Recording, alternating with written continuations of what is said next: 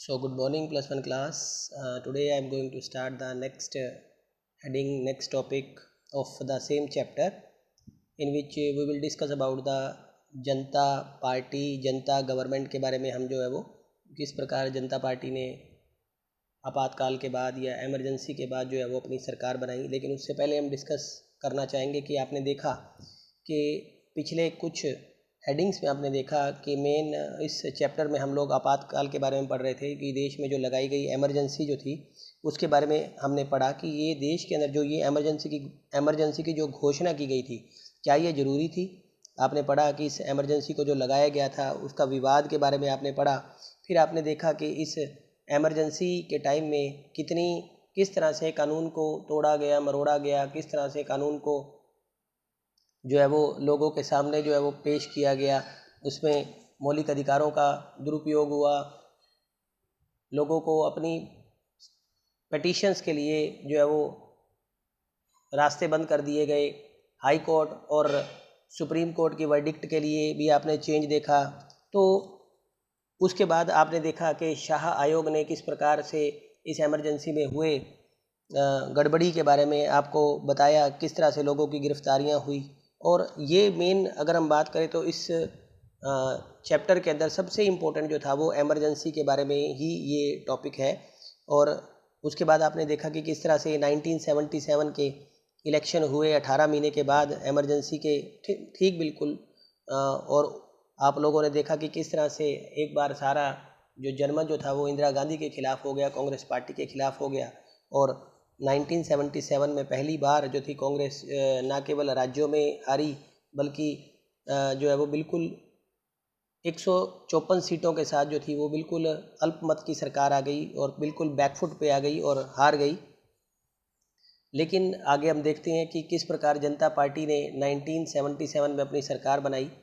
और चलिए आगे चलते हैं, देखते हैं कि 1977 के चुनावों के बाद बनी जनता पार्टी की सरकार में कोई खास तालमेल नहीं था, क्योंकि ये एक कोलिजन गवर्नमेंट थी। खास तालमेल ना होने का कारण, सबसे बड़ा कारण यही था, चुनाव के बाद नेताओं के बीच प्रधानमंत्री पद के लिए होड़ मच गई थी। अब हर उम्मीदवार चाहता था कि जो हर कैंडिडेट था वो ये चाहता था कि वो उसका जो मेन लीडर है उसको प्रधानमंत्री पद को दावेदारी दी जाए। मोरारजी देसाई, चरण सिंह, जगजीवन राम इस होड़ में सबसे आगे थे।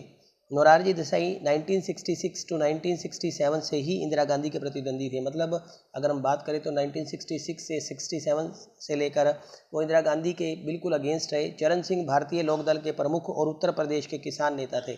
एक नंबर का क्वेश्चन आ जाता है भी, भारतीय लोकदल के प्रमुख और उत्तर प्रदेश के किसान जो एक नेता थे वो हमारे चौधरी चरण सिंह थे, जो कि किसानों के प्रति उनका एक मोह था।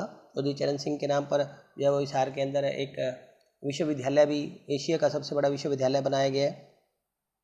जगजीवन राम को कांग्रेसी सरकार में मंत्री पद पर रहने का विशाल अनुभव था। अब देखिए भी, ये भी कांग्रेस छोड़कर जो थे वो कांग्रेस विरोधी हो गए थे और इनको कांग्रेस में रहते हुए मंत्री पद का विशाल अनुभव था। बहरहाल मोरारजी देसाई को जो है वो प्रधानमंत्री बनाया, लेकिन इससे जनता पार्टी के भीतर सत्ता की जो थी वो खींचतान खत्म ना हुई। मतलब अब आपस के अंदर ही सत्ता जो थी वो बांटने के लिए लगे हुए थे लीडर, की सत्ता उन्हें मिल जाए। आपातकाल का विरोध जनता पार्टी को कुछ दिनों के लिए एकजुट रख सका। इस पार्टी के आलोचकों ने कहा कि जनता पार्टी के पास किसी दिशा, नेतृत्व अथवा एक साझे कार्यक्रम का अभाव था। मतलब ये पार्टी ज़्यादा समय तक टिक ना पाई। जनता पार्टी की सरकार कांग्रेस द्वारा अपनाई गई नीतियों में कोई बुनियादी बदलाव नहीं ला सकी। मतलब किसी तरह का कोई बड़ा बदलाव नहीं ला सकी, जनता पार्टी बिखर गई। मोरारजी देसाई के नेतृत्व वाली सरकार 18 माह में ही अपना बहुमत खो बैठी। मतलब ये पार्टी जो थी वो सिर्फ अगले 18 महीने तक ही अपनी सरकार चला पाई और उसके बाद इन्होंने बहुमत खो दिया।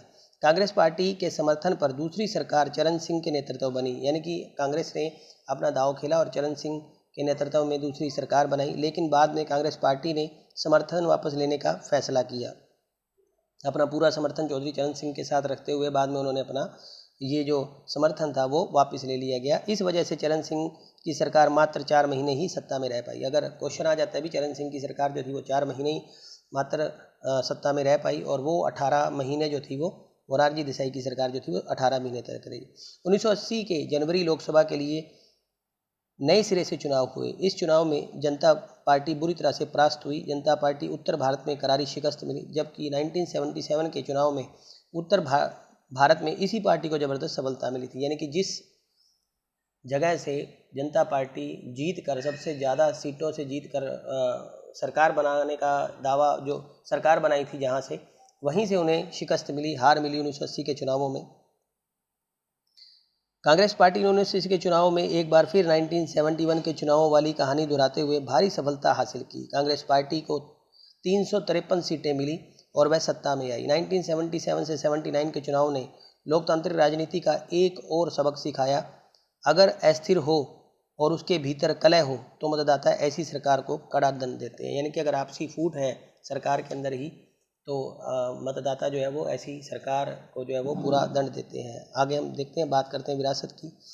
लेकिन क्या 1980 के चुनाव में सिर्फ इंदिरा गांधी की वापसी हुई? क्या मामला इतना भर था? 1977 और 1980 के बीच दलगत प्रणाली में नाटकीय बदलाव आया। 1969 के बाद से कांग्रेस का सबको समाहित करके चलने वाला स्वभाव बदलना शुरू हुआ। 1969 से पहले तक कांग्रेस विविध विचारात्मक गतिमति के नेताओं और कार्यकर्ताओं को एक में समेट कर चलती थी। यानी कि यहाँ बताया जा रहा है कि कांग्रेस पार्टी अलग अलग विचारधारा रखने वाले नेताओं को भी अपने साथ समेट कर चलती थी। उसे अपने बदले हुए स्वभाव में कांग्रेस ने समय को विशेष विचारधारा से जोड़ा। उसने अपने आप को देश की एकमात्र समाजवादी और गरीबों की हिमायती पार्टी बताना शुरू किया। इस तरह 1970 के दशक के शुरुआती सालों से कांग्रेस की सफलता इस बात पर निर्भर है कि वह गहरे सामाजिक और विचारधारात्मक विभाजन के आधार पर लोगों को अपनी तरफ कितना खींच पाती है। और इसके साथ साथ अब एक नेता यानी इंदिरा गांधी की लोकप्रियता पर ही निर्भर हुई थी। आप देख सकते हो कि नारा दिया गया, इंदिरा बुलाओ देश बचाओ, मैदान साफ। देखिए, कांग्रेस की प्रकृति में आए बदलावों के मद्देनजर अन्य विपक्षी दल गैर कांग्रेसवाद की राजनीति की तरफ जुड़े। मतलब अब दूसरी पार्टी के जो विपक्षी दल थे वो गैर कांग्रेसवाद की तरफ जुड़े।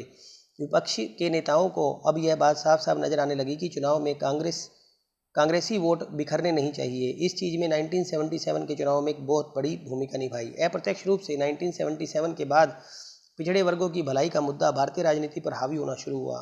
हमने ऊपर गौर किया था कि 1977 के चुनाव परिणामों पर पिछड़ी जातियों का मतदान का भी असर पड़ा था, खासकर उत्तर भारत में। यानी कि पिछड़ी जाति 1977 के बाद से जो पिछड़ी जातियाँ थी, यानी कि SC BC क्लास के लोगों का भी इस मतदान के ऊपर गहरा प्रभाव था। खासकर उत्तर भारत में लोकसभा के चुनावों के बाद 1977 में कई राज्यों में विधानसभा के भी चुनाव हुए और उसमें भी उत्तर भारत के राज्यों में गैर कांग्रेसी सरकारें बनी। इन सरकारों के बनने में पिछड़ी जाति के नेताओं ने महत्वपूर्ण भूमिका निभाई। बिहार में अन्य पिछड़ी जातियों के आरक्षण के सवाल पर बहुत शोर मचा। यानी कि एक आरक्षण भी यहाँ जो था वो एक बहुत बड़ा मुद्दा बना हुआ था बिहार को लेके। इसके बाद केंद्र में जनता पार्टी की सरकार ने मंडल आयोग को नियुक्त किया। आगे आप पढ़ेंगे इसके बारे में कि एक मंडल आयोग जो था वो 1990 के आसपास, 1990 के आसपास जो था वो एक मंडल आयोग को जो था वो लागू किया गया था। मंडल आयोग की जो के लिए जो सिफारिश की गई थी वो जनता दल, जो आप लोगों ने पीछे पढ़ा भी, जनता सरकार के समय में ही इसको शुरू किया गया था, लेकिन इसको स्वाभाविक रूप से समय लागू नहीं किया जा सका। संयुक्त किया इस आयोग और पिछड़ी जातियों की राजनीति की भूमिका के बारे में ज़्यादा विस्तार से आप अंतिम अध्याय में पढ़ेंगे। आपातकाल के बाद हुए चुनावों में दलीय व्यवस्था के भीतर इस बदलाव की प्रक्रिया शुरू कर दी। देखिए, इमरजेंसी और इसके आसपास की अवधि को संवैधानिक संकट की अवधि के रूप में देख सकते हैं। संसद और न्यायपालिका के अधिकार क्षेत्र को लेकर छिड़ा संवैधानिक संघर्ष भी आपातकाल के मूल में था। यानी कि जो न्यायपालिका और संसद में जिस प्रकार आप देखते हैं कि जिस प्रकार एक झगड़ा हुआ, न्याय वचनबद्धता के बारे में आपने पीछे पढ़ा कि किस तरह से जस्टिस जो था वो गवर्नमेंट के फेवर में जा रहा था, तो इसके आपने पढ़ा। और कुछ ऐसे डिसीजन हुए जो कि गवर्नमेंट के साथ न्यायपालिका को लेने पड़े, और जिससे और कुछ डिसीजन जो थे वो अगेंस्ट भी हुए। दूसरी तरफ यह राजनीतिक संकट का भी दौर था। सत्ताधारी पार्टी के पास पूर्ण बहुमत था, फिर भी इसके नेतृत्व ने लोकतंत्र को ठप करने का फैसला किया। भारतीय संविधान के निर्माताओं को विश्वास था कि सभी राजनीतिक दल लोकतांत्रिक मानकों का पालन करेंगे। उन्हें यह भी विश्वास था कि आपातकाल की स्थिति में भी सरकार अपनी असाधारण शक्तियों का इस्तेमाल विधि के शासन के दायरे में रहते हुए ही करेगी। मतलब सब लोगों का ये मानना था कि इमरजेंसी के अंदर सरकार जो है वो अपनी शक्तियों का प्रयोग जो है वो कॉन्स्टिट्यूशन के दायरे में रहते हुए कॉन्स्टिट्यूशन के अकॉर्डिंग ही करेगी। इसी उम्मीद में सरकार को आपातकाल से जुड़े प्रावधानों के अंतर्गत व्यापक और चहुमुखी शक्तियाँ दे दी गई। इन शक्तियों का आपातकाल के दौरान दुरुपयोग हुआ। यह राजनीतिक संकट तत्कालीन संवैधानिक संकट से कहीं ज़्यादा संगीन था। मतलब आप देखोगे कि आपातकाल के संकट को बहुत बड़ा संकट बताया गया देश पे, इसीलिए जो अमेंडमेंट किए गए इसके बाद इस दौर में एक और महत्वपूर्ण मसला संसदीय लोकतंत्र में जन आंदोलन की भूमिका और उसी की सीमा को लेकर भी उठा। स्पष्ट ही इस दौर में संस्था आधारित लोकतंत्र और स्वतः स्फूर्त जन भागीदारी पर आधारित लोकतंत्र में तनाव नजर आया। इस तनाव का एक कारण यह भी कहा जा सकता है कि हमारी दलीय प्रणाली जनता की आकांक्षाओं को अभिव्यक्त कर पाने में सक्षम साबित नहीं हुई। यानी कि हमारी जो पॉलिटिकल पार्टीज़ हैं वो लोगों की उम्मीदों पर खरी नहीं उतर सकी। हमारी जो रूल रेगुलेशन या हमारे जो एडमिनिस्ट्रेशन का सिस्टम जो था वो लोगों के अकॉर्डिंग ना हुआ। और आगे हम इसी के बारे में, तनाव के बारे में आगे पढ़ने की कोशिश करेंगे। तो ये था आपका chapter. So boys, please read this, see this video and read this chapter so that you can understand clearly. If after watching this video, इस वीडियो को देखने के बाद या इस चैप्टर को पढ़ने के बाद भी इधर एनी क्वेश्चन इधर you have a doubt related to these pages or regarding to complete chapter, then you can make a call to me. आप मुझे किसी भी टाइम कॉल कर सकते हो। You are free to call me. आप बिल्कुल फ्री हैं कॉल करने के लिए। So thank you. Tomorrow I will send the question answer of this chapter and notes to you so that you can write those question answer and notes in your fair notebook.